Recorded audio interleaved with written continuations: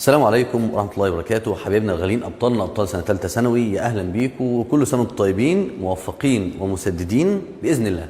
معاكم أسامة كساب، مقدم مادة الأحياء في جريدة أخبار التعليم، وإن شاء الله النهاردة هنراجع مادة الأحياء بالكامل في مجموعة من الأفكار. عايزك تطقطق لدماغك كده وتركز كويس جدا، واحنا هنراجع المادة بالكامل. مجموعة من الأفكار يعني لا يتعدوا ال100 فكرة، وهنلم فيهم المنهج بالكامل. كل فكرة بسؤال أو 2 أو 3 عشان أثبتها وأربطها. والأفكار دي من صميم الامتحان، وما تسألنيش إزاي، ركز لي وبس. يلا بينا، بسم الله.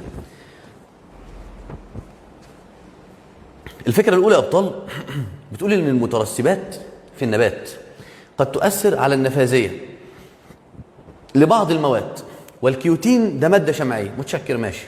المترسبات قد تؤثر على النفاذية، قد، لأن في مترسب ممكن يأثر على النفاذية ويمنع نفاذ الماء، زي مثلا السليلوز، ده منفذ للماء. طيب الليجنين والكيوتين والسيوبرين غير منفذين للماء. متشكرين جدا.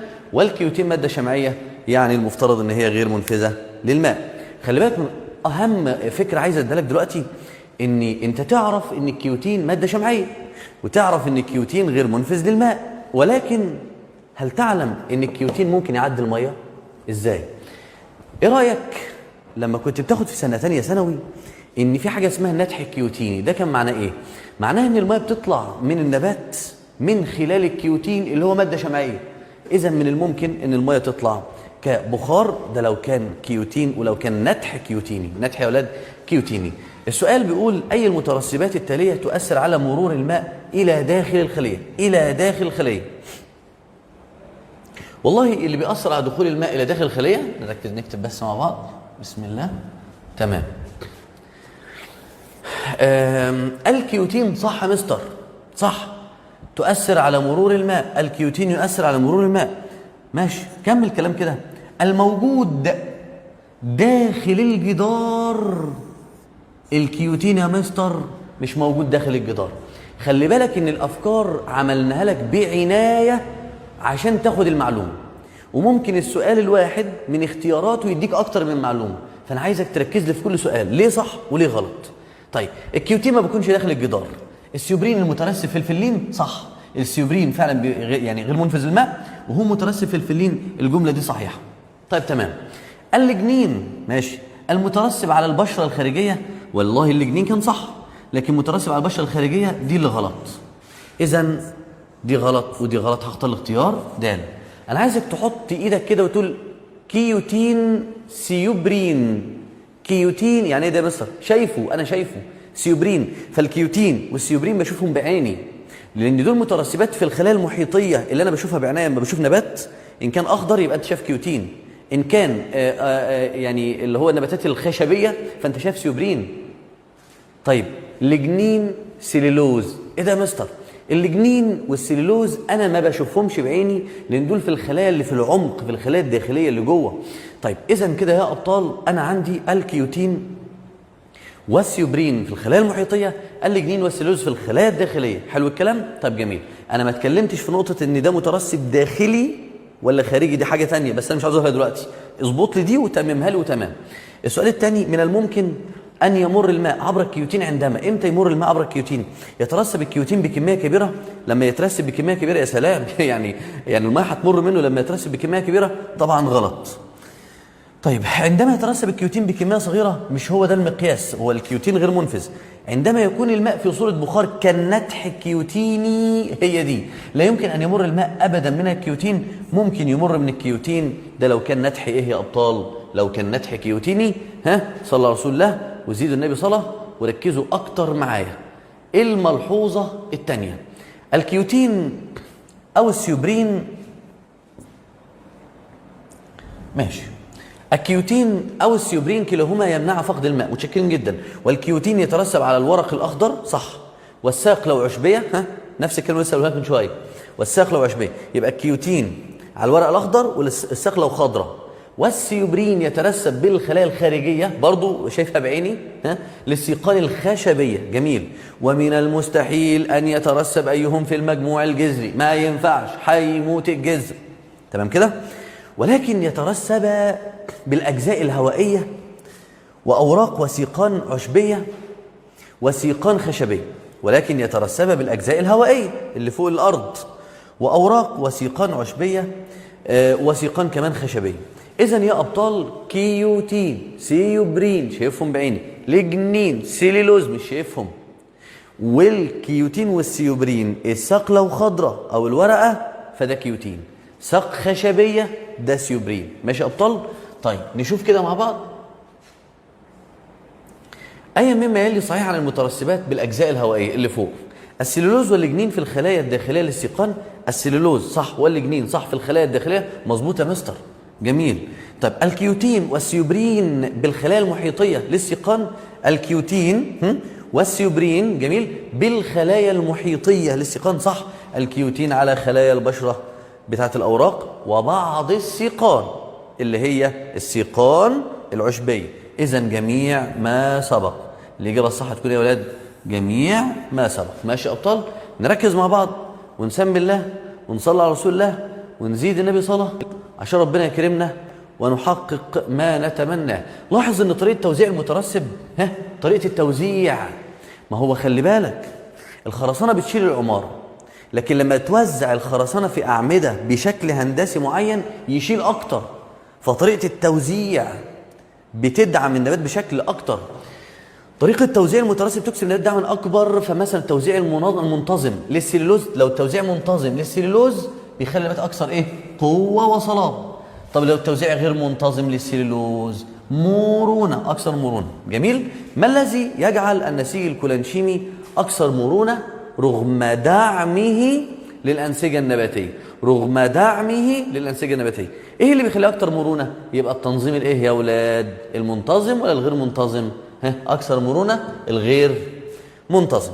يبقى توزيع غير منتظم للسليلوز على الجدر الجانبية. طب والباقي يا مستر؟ ترسيب اللجنين بكثافة، حرام عليك اللجنين ما بيديش مرونة.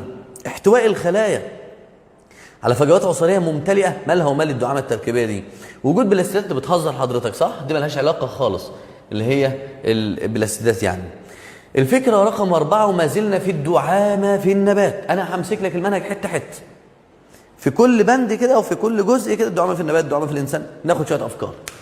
الأنسجة الداعمة في النبات هي الأنسجة الكولانشيمية والأنسجة السكلرانشيمية. أما النسيج الفليني به مترسبات.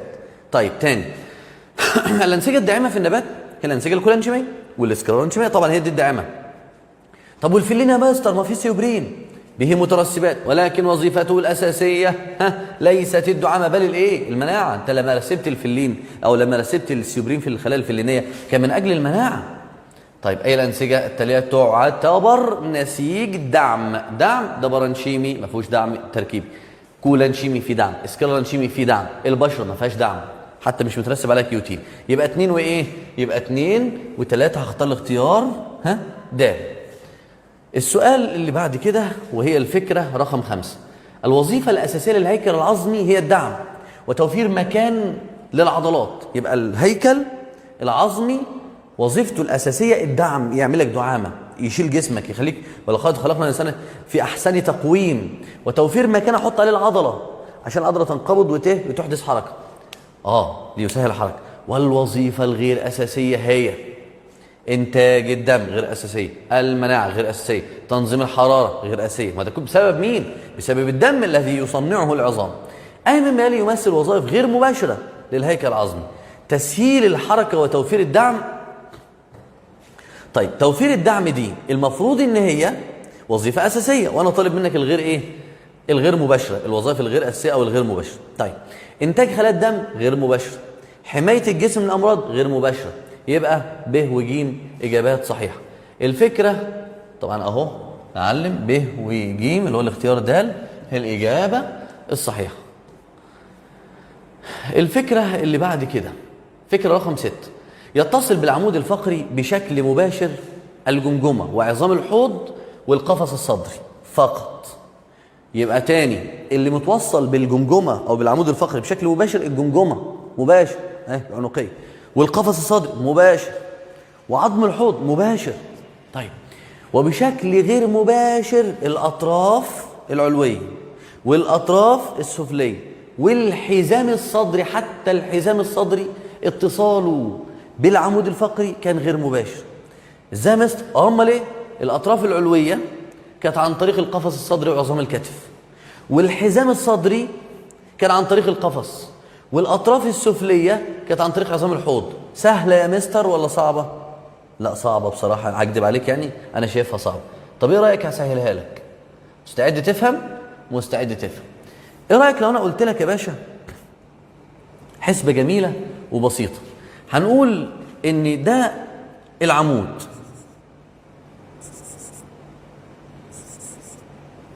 تمام ماشي، عمود فقري، حلو. والعمود الفقري فيه هنا اطراف، الطرف العلوي. ايه الوسيط اللي ما بينهم هما الاثنين؟ والله العمود الفقري ماسك فيه بشكل مباشر القفص الصدري. القفص اللي ايه يا اولاد؟ القفص الصدري.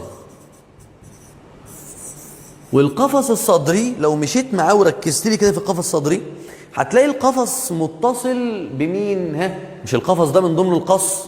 طب ما القص دي طالعه ماسكه في التراقي، يبقى حزام، حزام صدري.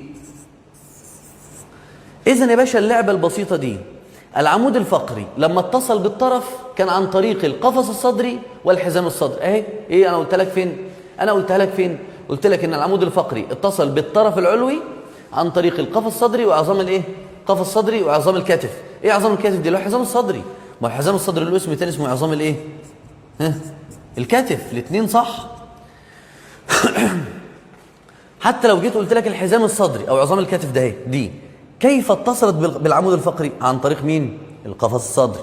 طب القفص الصدري ازاي توصل بالاطراف؟ عن طريق عظام الكتف. فهمت اللعبه؟ يبقى ده طريقه الاتصال.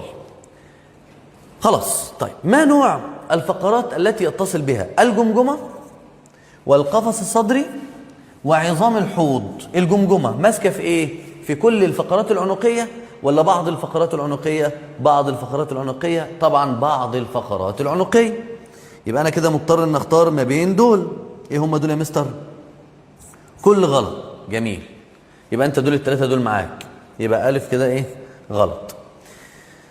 القفص الصدري، هل القفص الصدري في كل الصدريه ولا بعض الصدريه ولا كل الصدريه ولا كل الصدريه؟ بعض الصدريه. غلط. ليه؟ لان لان القفص الصدري 12 زوج من الضلوع ماسكين في ال 12 ضلع، في ال 12 فقره. اذا كل الفقرات الصدريه، كل الفقرات الصدريه جيم ودال مكملين معانا. اجي لاخر حاجه، عظام الحوض ماسكه في العجزيه ومش العصعصيه ومش العنقيه ومش العجزيه، مش القطنيه. فانا هختار مين يا باشا؟ العجزيه مش القطنيه. اذا الاختيار الصح هو الاختيار جيم. ماشي يا ابطال؟ الفكره دي انا بقى يعني الحاجه المهمه ادينا بندوس عليها واحده واحده. في سؤال تاني كمان على الفكره اللي فاتت، كم عدد انواع الفقرات التي لا يتصل بها اي مكونات اخرى في الهيكل دون العمود الفقري؟ يعني غير عظم العمود الفقري. يعني مين الفقرات؟ ايه مجموعه الفقرات اللي مش ماسكه في حاجه تاني خالص غير العمود الفقري بس؟ هنقول ان العنقيه كانت ماسكه في الجمجمه، يبقى مش تبعنا. الظهريه كانت ماسكه في القفص الصدري، ادي معانا واحده الصدريه. بس انت عاوز اللي بيتصل ولا الذي لا يتصل؟ الذي لا يتصل. لا يتصل يبقى لا العنقيه ولا الصدريه. معانا القطنيه مش ماسكه في حاجه خالص، ومعاك العصعصيه مش ماسكه في حاجه خالص، وانا بسالك عن انواع الفقرات. اذا الاجابه الصح هي الاجابه ب اللي هي 2. قل للذين فوضوا امرهم الى الله ان الله لا يخذلهم او لن يخذلهم ابدا. فاستعن بالله وشد حيلك وربنا هيرضيك وهيكرمك ان شاء الله. الفكره رقم 7، لاحظ ان الهيكل العظمي هو جزء من الجهاز الهيكلي. فالجهاز الهيكلي اصلا عباره عن هيكل وغضاريف ومفاصل واربطه واوتار، كل حاجه لها دور. الاوتار دي مسؤوله عن سحب العظم، تعمل انقباض العضله، يوم الوتر اللي ماسك في العضله يسحب العظمه ويحدث الحركه. طب كل مما يلي من وظائف الجهاز الهيكلي ما عدا ربط العظام ببعضها. مين اللي بيربط العظام ببعضها؟ الرباط. الرباط يبقى تبعنا. انا عاوز ما عدا، يبقى دي تبعنا مش هختارها. طيب تحريك العظام بعد انقباض العضله ده الوتر، الوتر اللي بيعمل دي. طيب حمايه الجمجمه العظم هو بيعمل كده، بيعمل حمايه. لكن هل انقباض العضله لتحريك المفصل، هل الجهاز الهيكلي هو اللي عمل انقباض العضله ولا الجهاز العصبي؟ طبعا الجهاز العصبي. يبقى دي الوحيده اللي مش تبعنا فهختارها. قال لك ما عدا دي، يبقى احنا نختار اختيار ج. الفكره التاسعه، عدد المفاصل عند الاطفال اكتر من البالغين. ليه يا مستر؟ ما البالغين العظم بتاعهم بيلتحم لما بيكبروا فبيقل عدد العظام. عدد العظام عند الاطفال اكتر من البالغين. ليه يا مستر؟ برضه بسبب التحام بعض العظام عند البالغين. طيب لما اجي اسالك وما تتخدعش، النسبه بين عدد عظام الفقرات الصدريه عند طفل حديث الولاده وعددها عند الشخص البالغ يا ترى كام؟ هتقول طبعا زي ما انت لسه فاهم ان هي اكبر من الواحد. اصحى ادلى غفلوك يلا، بقول لك الصدريه. يبقى الفقرات الصدريه عددها ثابت، وعند الطفل ثابت، وعند البالغ ما بتلتحمش. اذا تساوي ايه؟ 1. الفكره رقم 10، عظام العمود الفقري ضمن العظام التي يمكنها تصنيع خلايا الدم البيضاء جميعها. عظام العمود الفقري ضمن العظام اللي بتصنع خلايا الدم البيضاء. الشكل الذي امامك يمثل احد مكونات الهيكل، يا ترى المحوري ولا المحوري ولا الطرفي ولا المحوري؟ ده ايه يا ولاد؟ طب العمود الفقري يبقى محوري. طالما محوري يعني مش طرفي. طيب محوري الذي ينتج خلايا الدم البيضاء صح، الليمفاويه صح، فقط مش صح. فقط مش صح، لانه بيطلع كل خلايا الدم البيضاء خلايا الدم البيضاء المحببه والغير محببه كمان. المحوري الذي ينتج جميع انواع خلايا الدم البيضاء المحببه فقط. لا انا قلت لك كله، يبقى هختار الاختيار ده، المحوري الذي ينتج جميع خلايا الدم البيضاء كلها. طيب نيجي للفكره رقم كام؟ 11. الفقره العظميه لها منطقتين يا اولاد. المنطقتين دول عاوز افهمكم على حاجه. ادي بسم الله الرحمن الرحيم الفقره العظميه كده، يعني رسمه بسيطه. ادي النتوء مستعرض، نتوء مفصلي علوي، وبعدين نتوء مفصلي خلفي او السفلي، وبعدين نتوء شوكي. حلو. ودي القناه الشوكيه اللي فيها الحلقه، اللي فيها القناه اللي فيها النخاع الشوكي، وده جسم الفقر. عاوز تقول يا مستر؟ انا عايز اقول لحضرتك ان الجزء اللي تحت غير الجزء اللي فوق. كيف؟ ان الجزء اللي تحت ده تلاقي فيه قرص غضروفي. في ايه يا ولاد؟ قرص غضروفي وصلى الله وبارك. طب في اربطه؟ يا حبيبي لازم عظم، لازم اربطه. طب في اوتار؟ لازم اوتار، في عضلات ماسكه. انما هل في زلال؟ في ماده زلاليه هنا؟ لا هنا ما فيش. طب لو جيت للنص اللي فوق، النص اللي فوق حبيب قلبي النتوء المفصلي العلوي والسفلي، السفلي والعلوي دول مكلبشين بتمفصل زلالي، يعني النتوءات دي ماسكه في بعضها بماده زلاليه. فالجزء اللي فوق ده يا سيدي اللي هو فيه النتوءات فيه زلال، وطبعا فيه غضاريف، وفيه بس مش في قرص غضروفي، في اجزاء غضروفيه. الفقره العظميه لها منطقتين، الفقرات المتمفصله النموذجيه. يعني انا دلوقتي بتكلم مش على العنقيه الاولى ولا الكلام ده، لا ده انا بتكلم على النموذجيه، يعني زي فقره ظهريه او قطنيه او كده. المنطقه الاولى جسم الفقر اللي تحت دي يتواجد اقراص غضروفيه صح، واربطه صح لكي تربط الفقرات ببعضها صح، واوتار لكي تتصل بالعضلات. ما طبعا في حركه. المنطقه الثانيه اللي هي منطقه النتوءات، احنا بنسميها منطقه الحبشتكنات اللي فيها النتوءات، ويتواجد اجزاء غضروفيه صغيره عند النتوء وعند النتوءات، وسائل زلالي واربطه.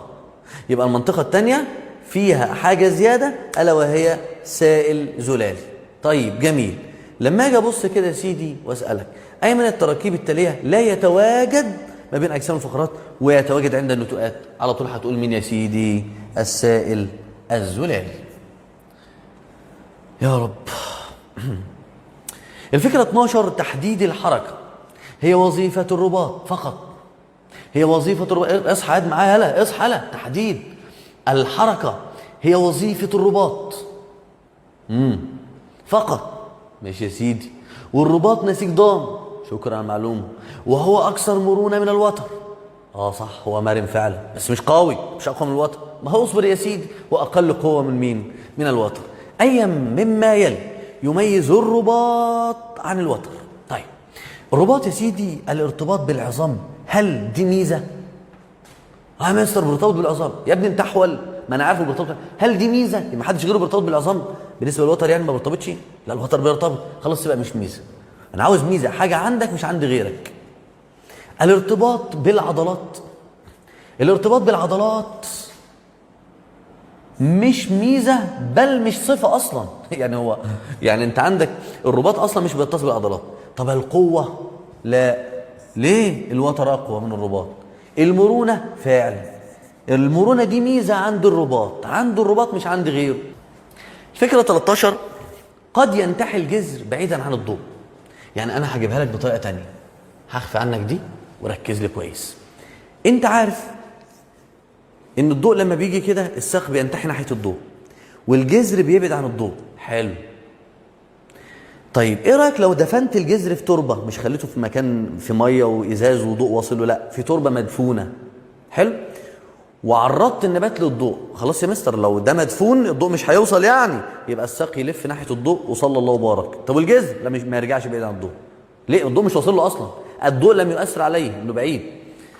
طيب ايه رايك ان الضوء لما يتسلط على النبات من ناحيه يوم الجذر فعلا يبعد عن الضوء. الضوء هنا الجذر بعد عن مين؟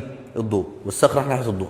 ازاي الجذر بعد عن الضوء وانت اصلا الضوء مش واصل للجذر؟ ففي فكره بتقول ان الضوء لما بيجي من ناحيه واحده بينشف الميه اللي في التربه، يخلي التربه ناشفه، جفاف، تبخر الميه، والجانب الثاني يكون في ميه عاليه، فيقوم الجذر لما ينتحي يروح ناحيه الميه. بس هنا الانتحاء مش هيكون ضوئي سالب بل هيكون مائي موجب. اقرا معايا وسمي الله وركز معايا. قد ينتحي الجذر بعيدا عن الضوء لأن الضوء تسبب في جفاف الماء من الجانب الموجود به الضوء، وبالتالي يكون انتحاء الجذر مائي. مائي للجانب اللي هو بتاع المية.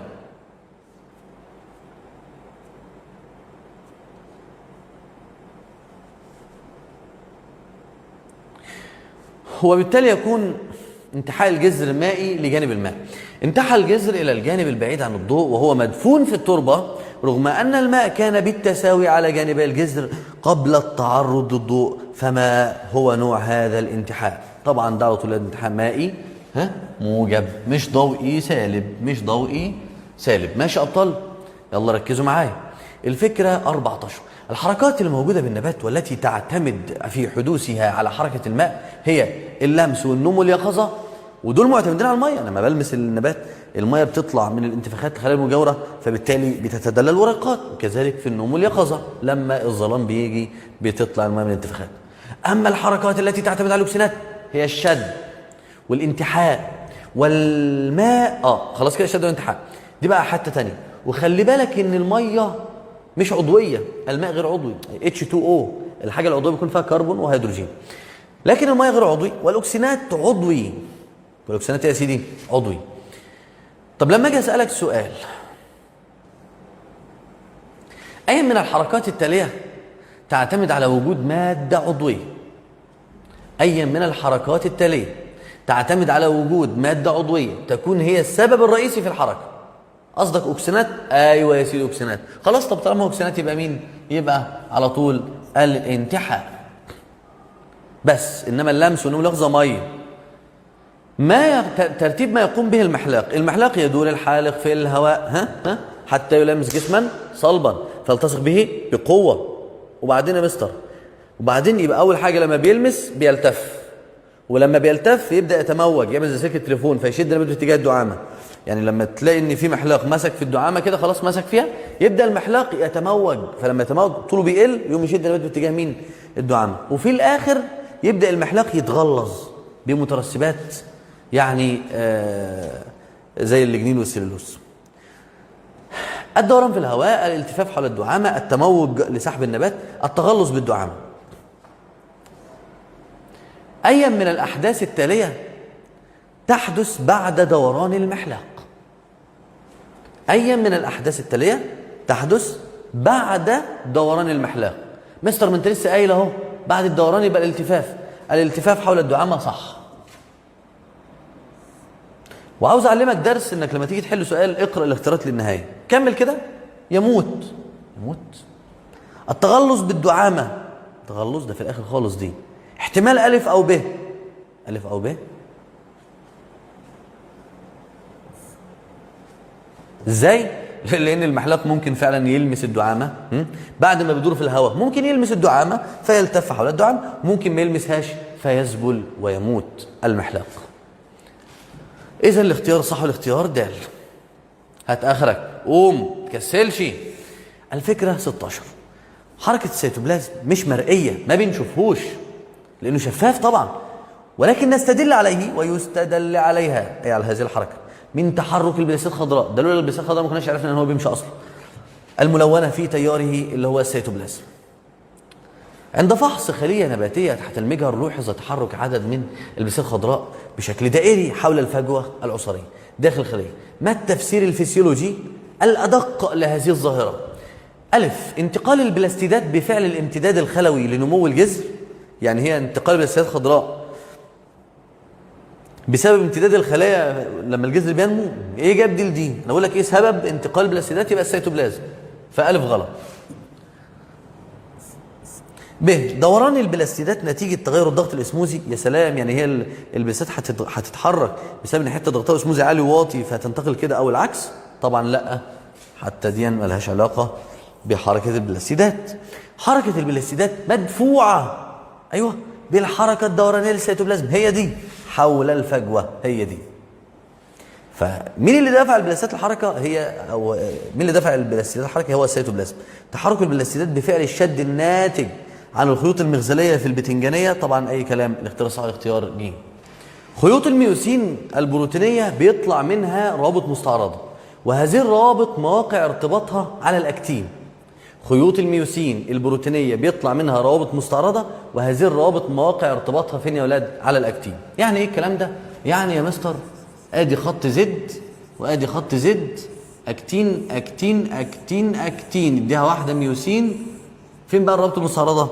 بتطلع من هنا تخطف خط الاكتين، تطلع من الميوسين تخطف الاكتين، تطلع من الميوسين تخطف الاكتين، تطلع من الميوسين تخطف الاكتين، وهكذا بالمنظر ده كده يا سيدي. كمل كده يا مستر. بس ما استغل عشان الرسمه دي هستغلها تاني واكمل كلامي. خيوط الميوسين اللي هي دي البروتينيه ماشي، يطلع منها روابط مستعرضه، وهذه الروابط مواقع ارتباطها على الاكتين اللي هو اللي فوق ده. موقع ارتباط الروابط المستعرضه يقع في انهي منطقه؟ في المنطقه دي ايوه، اللي هي ايه، داكنه ولا مضيئه ولا ايه؟ لا دي داكنه عشان في اكتين وميوسين. يبقى المناطق اللي يا ولاد الداكنه، الداكنه دي غلط شبه مضيئه، دي غلط. طيب على مين الموقع ده بتاع الرابطه؟ على مين؟ على خط الاكتين ولا الميوسين؟ خيوط الميوسين الاكتين طبعا الاكتين. يبقى الاجابه الصح هي الاجابه ب. الفكره 18. المنطقه الداكنه هي التي يجتمع فيها خيوط الاكتين والميوسين. تشكرين داكنه فيها اكتين وايه؟ وميوسين. كم عدد انواع الخيوط البروتينيه في المنطقه الداكنه والمضيئه الكامله وشبه المضيئه؟ يبقى انت عاوز الداكنه والمضيئه الكامله، الداكنه والمضيئه الكامله وشبه الايه؟ المضيئه. تعالى ما نشوف مع بعض. انا عندي دلوقتي القطعه اللي بعديها، القطعه اللي بعديها انت واخد بالك، وهنا برضو خط ميوسين بس مش بكمله، يعني اللي هو ايه، حته كده منه وخلاص. دي يا ولاد بيسموها المنطقه، الحته دي كده المضيئه. اسمها منطقه ايه يا ولاد؟ المضيئه، اللي هي اي، المنطقه اي المضيئه. طيب الحته دي بيسموها المنطقه دي كده ودي كده بيسموها المنطقه ايه اللي هي الداكنه. حلو. والمنطقه دي بيسموها المنطقه شبه المضيئه عشان فيها ميوسين بس. طب ما هو انا بسالك كم عدد الخطوط البروتينيه في المنطقه الداكنه؟ يلا بسم الله. الداكنه فيها كم نوع؟ نوع ميوسين، 2 اكتين، 3 روابط مستعرضه، يبقى كم؟ 3 3 3 ماشي. والمنطقة والمضيئة الكاملة، في المضيئة الكاملة دي مضيئة كاملة فيها ايه؟ فيها كام نوع من الخطوط؟ اكتين وخط زد 2، يبقى 3 2 اكيد اللي بعديها 1 اللي هو المنطقة شبه المضيئة فيها ميوسين بس، يبقى 3 2 1 هي الإجابة الصحيحة. نكمل بسم الله. الفكرة 19، العضلة بها حزم والحزم بها ألياف.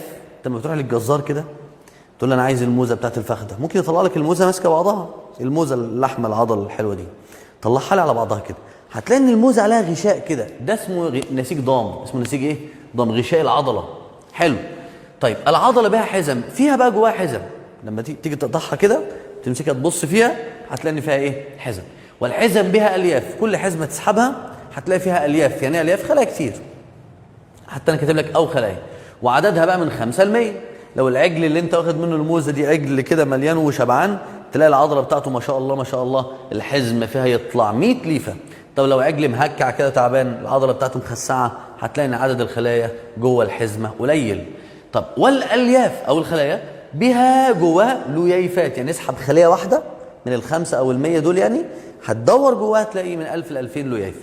العضله او الحزمه، العضله او الحزم محاطين بغشاء من نسيج ضام، جميل. انما الليفه بقى اللي جواهم دي محاطه بساركوليما غشاء بلازمي، اما الليفه فهي داخل الليفه يعني مش محاطه، دي جوه الخليه. اي من الاتي يحتوي على اكبر قدر او اكبر عدد من اللييفات؟ اكيد الموزه كلها، يبقى العضله ايه يا اولاد؟ العضله كامله. الفكره رقم 20، الاجهاد العضلي بسبب حمض اللاكتيك المتراكم، والشد العضلي بسبب نقص الاي تي بي. الاجهاد العضلي بسبب حمض اللاكتيك المتراكم، والشد العضلي بسبب نقص الاي تي بي. متشكرين على المعلومه. حمض الزحاليق ده يا اولاد انا بحب اسميه حمض الزحاليق، ده بيزحلق العضله. عارف الاكتين لما راح يخطف، عارف الرابطه المستعرضه لما خطفت الاكتين، هوب بيخطف اكتين حرك ويعمل انقباض. ايه رايك بقى لو خليت ايدك كده يكون انت بتمسك خط الاكتين في حاجه زي الشامبو كده، ما انتش عارف تمسك الاكتين كويس وتشده باتجاه بعضه البعض. ده اللي بيعمله حمض اللاكتيك في الرابطه المستعرضه وهي بتخطف الاكتين. فالاجهاد العضلي والتعب العضلي ده بسبب حمض اللاكتيك، والشد العضلي بسبب نقص الاي تي بي. الشد العضلي نقص الايه؟ خلاص معلومه سهله. انا بقى اديتك سؤال جميل. اذا علمت ان جزيء الجلوكوز يعطي 38 اي تي بي في التنفس الهوائي، لما بتكسر كامل يدي 38 اي تي بي، ويعطي في التنفس اللاهوائي 2 اي تي بي و2 حمض لاكتيك. 2 اي تي بي بس يا مستر؟ يا نهار ابيض، امال بقيه ال 38 راحوا فين؟ فكر انت راحوا فين؟ مش عارف. ما تبص يا ابني، 2 حمض لاكتيك وفي حمض 2 اي تي بي و2 حمض لاكتيك. يكش ممكن يا مستر يكونوا مثلا الاثنين ال 36 اي تي بي الباقيين ممكن يكونوا هنا؟ ما هو ده بس، خلاص كده حليت المساله. اجب عن هذا السؤال، كم تكون كميه الطاقه اللي ممكن يطلقها 1 جزيء اي تي بي 1 جزيء حمض لاكتيك لو كان موجود الاكسجين؟ اوعى تتغابى وتقول لي 36 دول 2 حمض لاكتيك وانا بسالك عن 1 بس. يبقى طبعا كام؟ 36 على ال 12، يبقى ال 38 منهم 2 هنا طالعين 100 100، ال 36 هنا، يبقى طالما ده 2 حمض لاكتيك عليهم 36 يبقى الواحد حمض لاكتيك 18 اي تي بي. 18 اي تي بي. وبكده يا ابطال يبقى احنا خدنا الكام فكره المهمه بتوع الفصل الاول، الدعامه والحركه. انتظرونا بقى الفيديوهات ونراجع المنهج بالكامل. نراكم على خير، السلام عليكم.